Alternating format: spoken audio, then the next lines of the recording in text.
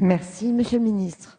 Merci, Monsieur Poplin. Vous connaissez très bien ces sujets. Vous avez rappelé certaines des mesures engagées en conséquence. La réforme de l'inspection, la publication du nouveau code de déontologie commun à la police et à la gendarmerie, l'expérimentation des caméras piétons, le port d'un numéro d'identification sur les formes qui existaient déjà auparavant, ou encore la généralisation de la pré-plainte en ligne. Il s'agit d'un ensemble cohérent qui porte en germe de véritables changements. Cependant, et vous avez raison, il est indispensable d'accompagner cette réforme d'un travail en profondeur sur l'évolution des pratiques professionnelles, puisque parfois les incompréhensions peuvent naître. Dans cette perspective, la formation des policiers et des gendarmes a été largement revue.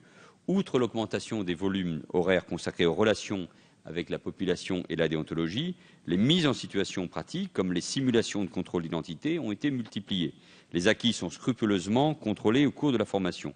Concernant la police nationale, vous avez évoqué les assises de formation et vous y assistiez. Elles ont constitué un moment important, car à partir de consultations citoyennes, mais aussi avec des contributions de personnalités qualifiées, sociologues, chercheurs, élus, ces assises ont permis de revoir la formation des policiers en profondeur. Désormais, la déontologie et le discernement en tant que tels font l'objet de 24 heures de modules au cours de la formation des gardiens de la paix. Pour les officiers qui, en tant que cadres, ont un rôle essentiel à jouer, le volume des enseignements se porte à 40 heures.